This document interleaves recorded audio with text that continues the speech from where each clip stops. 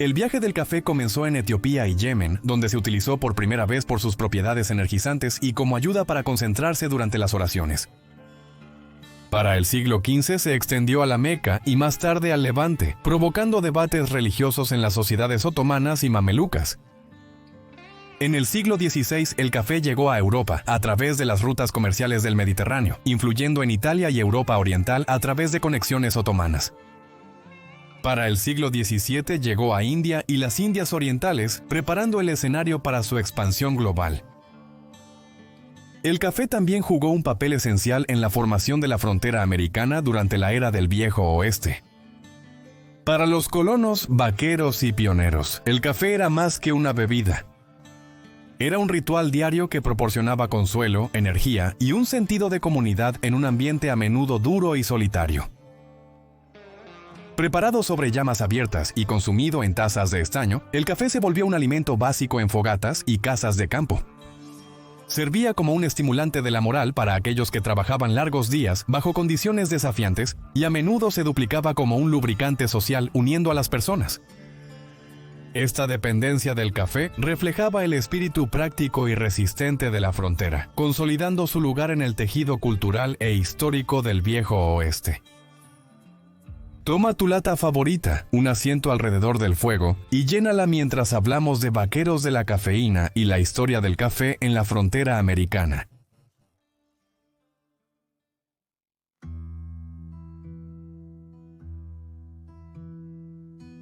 Los antiguos textos médicos documentaron por primera vez el café en la Persia del siglo X, cuando el médico Rosus hizo observaciones escritas sobre la bebida. Sin embargo, los relatos históricos detallados no aparecieron hasta 5 siglos después. Los orígenes de la bebida se encuentran profundamente en el suelo etíope, desde donde los comerciantes somalíes transportaron los preciados granos a través del Mar Rojo hasta las costas yemeníes. El bullicioso puerto de Mocha, en Yemen, sirvió como punto de lanzamiento para la expansión del café, enviando los aromáticos granos primero a las santas ciudades de la Meca y Medina, luego hacia el norte a través de África y por todo el territorio otomano. Las místicas órdenes sufíes de Yemen descubrieron la capacidad del café para combatir el sueño durante sus prácticas espirituales y pronto la bebida se valoró por su poder para combatir la somnolencia. Con el amanecer de los años 1500, vibrantes cafeterías surgieron en las principales metrópolis del Medio Oriente como El Cairo, Alepo y Constantinopla, transformándose en centros donde la gente se reúne para intercambiar ideas y participar en discursos. La aceptación de la bebida enfrentó dificultades cuando los funcionarios religiosos en la Meca y El Cairo intentaron restringir su consumo, preocupados por sus propiedades estimulantes.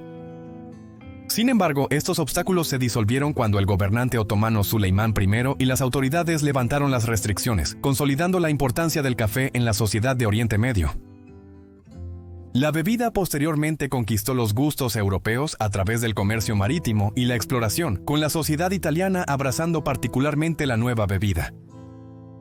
La expansión colonial holandesa luego llevó el cultivo de café a costas lejanas, estableciendo plantaciones a través de las Indias Orientales y los continentes americanos, lo que transformó la bebida en una mercancía mundial. El cultivo mundial de café experimentó un momento crucial en 1720 cuando Gabriel de Clio transportó plántulas vitales a Martinica. El clima del Caribe resultó ideal, y en menos de 5 décadas la isla floreció con casi 19,000 árboles de café, impulsando la expansión a Santo Domingo o la actual Haití, México y los territorios caribeños circundantes. Para 1788, Santo Domingo emergió como la fuerza dominante en la producción mundial de café, generando la mitad del suministro mundial a través del trabajo forzado de africanos esclavizados. El duro sistema de plantación finalmente alimentó una revolución haitiana, que alteró drásticamente la industria del café de la región. En la isla Bourbon, en el Océano Índico, evolucionó una variedad distintiva de arábica, influenciando más tarde el desarrollo de cafés celebrados como el Santos de Brasil y las variedades de Oaxaca de México. Un fascinante capítulo se desarrolló en 1727, cuando Francisco de Melo Paleta, actuando bajo órdenes reales portuguesas, adquirió semillas de café de la Guayana francesa a través de un acuerdo con la esposa del gobernador francés. Aunque el sector del café de Brasil se desarrolló inicialmente de manera gradual, experimentó un crecimiento explosivo después de la independencia de la nación en 1822, lo que llevó a la limpieza extensiva de bosques para vastas plantaciones. Brasil se apoderó de la corona como el principal productor de café del mundo en 1852, manteniendo esta posición mientras extendía su influencia a Kenia y Tanzania en África Oriental en 1893. Completando simbólicamente el viaje circular del café a su patria etíope. A finales de los 1800 se presenció la expansión del café en toda América Latina, a menudo acompañada de agitación social y explotación de los trabajadores. En Guatemala, las comunidades indígenas soportaron sistemas de trabajo forzado, creando divisiones sociales duraderas. Costa Rica eligió un camino diferente, fomentando granjas familiares más pequeñas, aunque en toda la región, el cultivo del café reconfiguró fundamentalmente las sociedades y las economías. Desde mediados del siglo XVIII hasta mediados del XIX, las exportaciones de café de Brasil superaron la producción total de todas las demás naciones productoras. Sin embargo, después, la aparición de nuevos grandes productores, incluyendo Colombia, Etiopía, Costa de Marfil y Vietnam, aportó una mayor diversidad a la industria, mientras consolidaba la posición del café como una de las mercancías más valiosas del comercio mundial. Mientras Brasil se elevaba para dominar la producción mundial de café, miles de millas al norte, la bebida ya se había integrado en la vida fronteriza estadounidense. A lo largo de los senderos polvorientos y los puestos remotos del viejo oeste, el café emergió como un elemento básico indispensable de la cultura vaquera.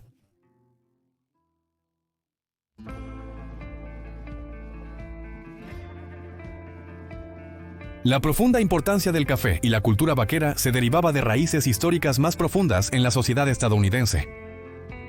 Durante los años 1760, cuando el rey británico Jorge III buscó abordar las crecientes deudas nacionales a través de la imposición colonial, la posición del té como la bebida preferida de América comenzó a desmoronarse.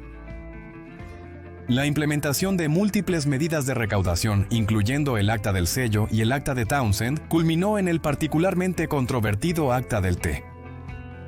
La frustración colonial alcanzó su punto de ebullición durante la histórica fiesta del té de Boston, cuando los manifestantes arrojaron el cargamento de té británico a las aguas del puerto, rechazando lo que consideraban una imposición opresiva. Este momento crucial aceleró la caída del té en la sociedad colonial, mientras el café avanzaba para llenar el vacío simbólico.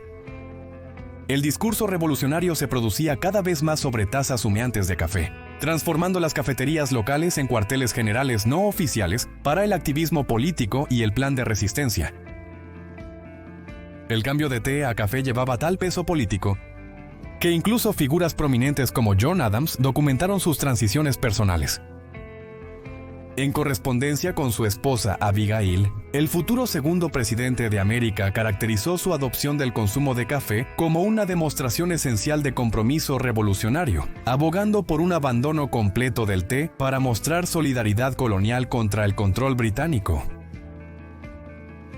La dominancia del café en la cultura de bebidas estadounidense se consolidó después de la independencia en 1776. La persistente asociación entre el té y el imperialismo británico lo relegó principalmente a reuniones sociales femeninas y ambientes refinados, mientras que el café encarnaba el carácter audaz e independiente de la joven república. Al inicio del siglo XIX, los estadounidenses se enfocaron en la expansión hacia el oeste. Como pioneros, buscadores de oro y lo que más tarde se conocería como vaqueros, se aventuraron en territorios inexplorados, siguiendo caminos hacia California y el territorio de Oregón. Llevaban consigo no solo sus pertenencias, sino también esta cultura del café profundamente arraigada que había surgido del desafío revolucionario. El café se convirtió en algo más que una bebida, se transformó en un elemento esencial en la vida del vaquero. No pasaba ninguna comida sin su presencia, y una olla en ebullición ocupaba perpetuamente un lugar de honor sobre las llamas de la fogata. Los valiosos granos de café merecían un respeto similar al de los metales preciosos, valorados por sus propiedades estimulantes y el consuelo que brindaban durante las extenuantes jornadas laborales. Estos ganaderos de las llanuras desarrollaron paladares sofisticados para su amada infusión, distinguiendo fácilmente las partidas excepcionales de las ofertas inferiores. Su colorido vocabulario incluía términos juguetones como lavado de barriga deshorneado o gárgaras marrones para preparaciones particularmente débiles. Su preferencia inconfundible se inclinaba hacia infusiones robustas y sin azúcar que proporcionaban la energía necesaria para su exigente profesión. La bebida cumplía un propósito instrumental en mantenerla alerta durante largos periodos de trabajo. Las guardias nocturnas y el cuidado del rebaño por la noche solían ser turnos extenuantes. Relatos históricos, como los del jefe de caravana George Duffield, describieron cómo su equipo perseveró a través de agotadoras jornadas de 60 horas de clima severo, sostenidos principalmente por modestas porciones de pan acompañadas de sus vitales raciones de café. Pero la importancia del café iba más allá de la subsistencia, siendo un catalizador social que fortalecía los lazos entre estos trabajadores fronterizos. El ritual de reunirse alrededor de las llamas parpadeantes, con tazas en mano, creaba oportunidades para contar historias y fraternizar, y fortalecía su espíritu colectivo contra las pruebas de la vida en el camino. En esa época, la preparación del café requería considerablemente más esfuerzo que los métodos modernos. Los habitantes fronterizos trabajaban principalmente con granos de café crudos y verdes, pues las variedades pretostadas eran un lujo inalcanzable. Los cocineros de campamento, cariñosamente apodados cookies, asumieron la responsabilidad de transformar estos granos verdes en granos tostados aromáticos sobre llamas abiertas. Aunque los granos tostados ofrecían comodidad, su mayor costo hacía que los granos de café verde fueran la opción práctica para los habitantes de la frontera y los viajeros de larga distancia. Después de tostar, moler resultó igualmente laborioso, ya que el café premolido aún no existía en esa época. Los molinillos de café manuales se volvieron herramientas esenciales, disponibles en diversas configuraciones, desde unidades de pared hasta versiones portátiles. Estos molinillos operados a mano, con mecanismos de muela, en realidad producían resultados más consistentes que muchas alternativas eléctricas contemporáneas. Estos dispositivos, ahora a menudo reutilizados para moler pimienta o preparar café turco, representaban el equipo estándar para cualquier bebedor de café serio de ese periodo. La cervecería Senderos adoptó un enfoque simple e innovador. Aunque la cafetera percoladora surgió en 1819 con una versión mejorada para la estufa en 1889, su tamaño resultó poco práctico para los vaqueros móviles. En cambio, ellos fueron pioneros en lo que se conoció como café de vaquero, un método sencillo que implica café molido empapado en agua calentada a temperaturas cercanas a la ebullición. Agregar agua fría ayudaba a asentar los pozos, y los practicantes hábiles dominaron el arte de verter con una transferencia mínima de sedimentos. Este enfoque de elaboración crudo pero efectivo compartía sorprendentes similitudes con la preparación tradicional de café etíope. La audaz bebida sin filtrar resultante encarnaba el espíritu indomable de la vida fronteriza en sí misma. ¿Qué diferenciaba al café vaquero de otras infusiones similares? Su metodología de preparación incorporaba trucos ingeniosos que transformaban ingredientes simples en sueños palatables. La sal se convirtió en un arma secreta, añadida juiciosamente para atemperar la amargura y realzar la complejidad del sabor. Los vaqueros ingeniosos descubrieron que las cáscaras de huevo trituradas poseían propiedades notables. Su composición alcalina no solo suavizaba el borde áspero del café, sino que también alentaba a los pozos a asentarse en el fondo de la olla, resultando en un líquido notablemente claro. Cuando las herramientas tradicionales escaseaban, demostraron una creatividad notable, ocasionalmente empleando una sierra limpia como mecanismo de filtrado improvisado. Este distintivo enfoque de preparación celebraba la improvisación sobre la precisión, reflejando la filosofía más amplia del vaquero de adaptarse a entornos desafiantes.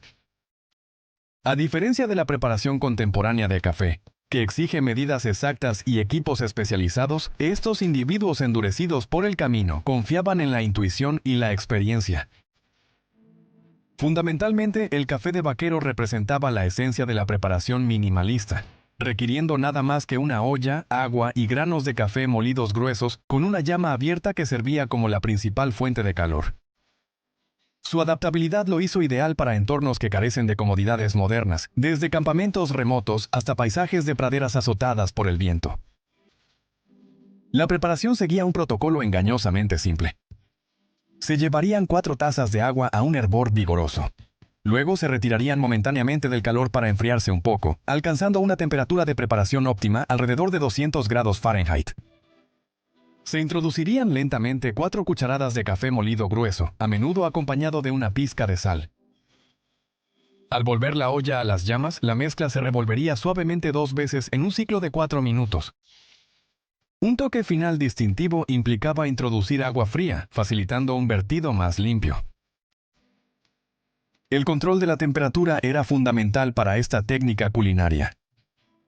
Un breve proceso de ebullición disminuyó las cualidades ácidas del café mientras preservaba su robusto perfil de sabor. La molienda gruesa no era simplemente una preferencia, sino una necesidad práctica para evitar que las partículas finas se infiltraran en la preparación final y garantizar una experiencia de bebida más suave. Así que lo que comenzó como una técnica de supervivencia evolucionó en un método de preparación venerado, que celebra la ingeniosidad de la vida fronteriza. El enfoque encarnaba más que solo la preparación del café.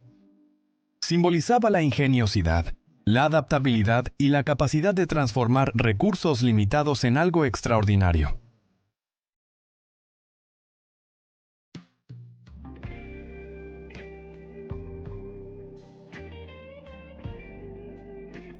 Ninguna historia sobre la evolución del café en la frontera estadounidense estaría completa sin destacar a los pioneros que comercializaron el café de vaquero para que el estadounidense promedio, independientemente de su clase o estatus o el número en su cuenta bancaria, pudiera disfrutar de una taza de café tostado cada mañana.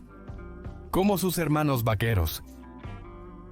Durante la migración hacia el oeste, a mediados del siglo XIX, los pioneros enfrentaron grandes desafíos para mantener su consumo de cafeína. El viaje requería métodos novedosos para preparar café, con los viajeros transportando granos de café verde crudo a pesar de su considerable peso en la carreta. Preparar estos granos requería un esfuerzo extraordinario. Los colonos cuidadosamente tostarían su carga en sartenes de hierro fundido sobre las llamas de la fogata, luego las procesarían meticulosamente utilizando sus dispositivos de molienda de mano mencionados anteriormente.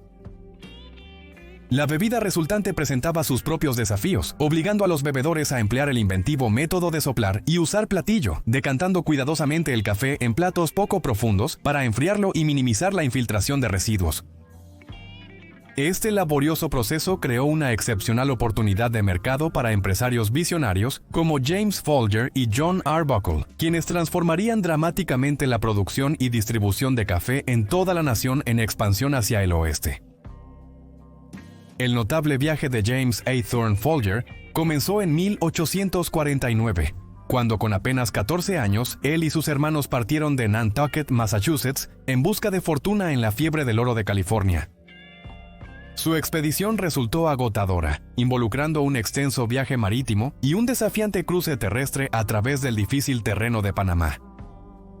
Para mayo de 1850, al llegar a San Francisco, las reservas financieras de la familia estaban casi agotadas. Mientras sus hermanos buscaban oro, James se quedó en la ciudad, decidido a establecerse. Habiendo trabajado como carpintero desde la infancia, Folger consiguió rápidamente empleo con William H. Bovey, un neoyorquino con visión de futuro que imaginaba establecer un molino de café y especias integral. Juntos construyeron los Pioneer Steam Coffee and Spice Mills, a solo 6 cuadras del vibrante puerto de San Francisco. Demostrando una notable ingeniosidad, James incorporó velas impulsadas por el viento rescatadas de barcos balleneros abandonados, dejados por marineros en busca de oro. Bovey, aprovechando su previa experiencia en la tostación de café en Nueva York, reconoció el inmenso potencial dentro de las comunidades mineras de California. Entendió que los buscadores de oro acogerían con entusiasmo el café pretostado y convenientemente empaquetado. En 1851, James viajó personalmente a los campos de oro, distribuyendo muestras de café Pioneer en latas selladas. Durante esta expedición, descubrió su propia forma de éxito, ganando fondos suficientes para establecer una tienda en el campamento minero de Yankee Jim. 4 años después, a los 18, vendió su negocio y regresó a San Francisco, reincorporándose a Pioneer Mills como socio. Para 1859, Bovey transfirió su participación en el negocio a James Folger, quien posteriormente compró las sociedades restantes y rebautizó la empresa como la compañía James A. Folger. Bajo su liderazgo, la organización floreció, estableciendo un legado multigeneracional. A los 24 años se casó, construyó una casa en Oakland, California, y continuó expandiendo sus negocios. Trágicamente, un ataque al corazón se llevó su vida a los 54 años, con su hijo mayor, James A. Folger II, asumiendo el liderazgo de la empresa. La ascensión de James A. Folger II al liderazgo marcó un periodo de transformación para la empresa familiar. Ya sea a través de una brillantez estratégica o un momento oportuno, impulsó a la empresa hacia un éxito sin precedentes. Durante los años 1890, revolucionó la distribución de café al introducir la venta de granos tostados a granel, permitiendo a las tiendas de comestibles ofrecer a los clientes opciones de compra flexibles. La empresa desarrolló líneas de productos escalonados, con su mezcla Premium Folgers Golden Gate, adornado con una ilustración evocadora que representa un barco atravesando la bahía de San Francisco, anclando simbólicamente la marca a sus orígenes marítimos. El inicio del siglo XX vio una veloz expansión.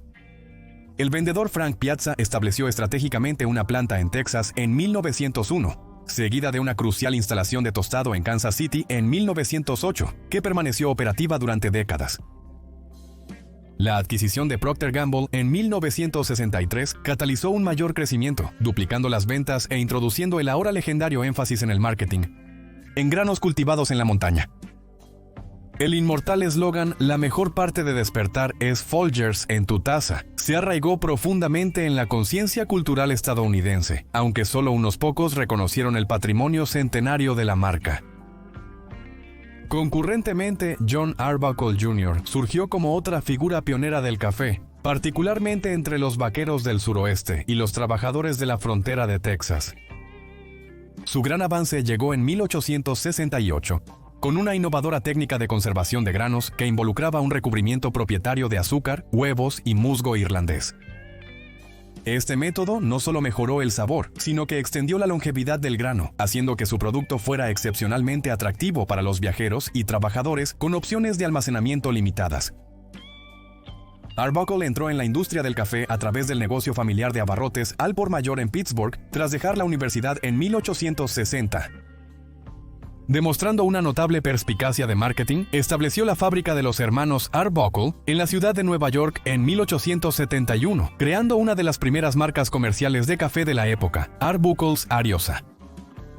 Para diferenciar su producto, introdujo ingeniosos incentivos de empaque, incluyendo cupones canjeables por diversos artículos que iban desde herramientas prácticas hasta anillos de boda, junto con un palito de caramelo de menta de cortesía. Sus estrategias de marketing resonaron especialmente con los cocineros de carros de comida que gestionaban las conducciones de ganado. Estos profesionales culinarios atraerían a los trabajadores más jóvenes a las tareas de molienda de frijoles, ofreciendo el codiciado caramelo, proclamando "¿Quién quiere el caramelo?". La marca se volvió tan ubicua que Arbuckle's se transformó en un término genérico para el café. La preparación de café en la frontera conllevaba muchos retos. La calidad del agua impactaba significativamente en la elaboración, con agua dura que requería aditivos de sal y agua rica en yeso que necesitaba intervenciones de huevo para moderar la acidez. Múltiples ciclos de preparación sin reemplazo de los granos a menudo resultaban en sabores desagradables y quemados. Sin embargo, Arbuckle's seguía siendo un elemento básico crítico de provisiones, con los cocineros del campamento asegurando suministros abundantes. Las tarjetas de intercambio incluidas con los paquetes de café distinguían aún más la marca, presentando contenido educativo que abarcaba geografía, historia nacional, vida silvestre y sátira profesional juguetona. Estos coleccionables testificaban la importancia cultural de Arbuckle's. Para la década de 1890, John Arbuckle había acumulado una considerable riqueza y se había diversificado en la producción de azúcar. Tras su fallecimiento en 1912, a los 74 años, la prominencia de la marca disminuyó gradualmente. Sin embargo, su legado persiste a través de Arbuckle Coffee Roasters en Tucson, Arizona, que mantiene la conexión histórica. Mientras tanto, Folgers continúa su duradero viaje encarnando la experiencia de café estadounidense por excelencia. El café de vaquero no solo servía para suministrar cafeína. Representaba un ritual cultural que conectaba a los practicantes con una narrativa más amplia de la expansión occidental. Cada taza de café contaba una historia de supervivencia, resiliencia y la capacidad humana para encontrar consuelo y comunidad en las circunstancias más desafiantes. El atractivo perdurable de este método de preparación no residía solo en su simplicidad, sino en su capacidad para evocar un poderoso sentido de conexión histórica.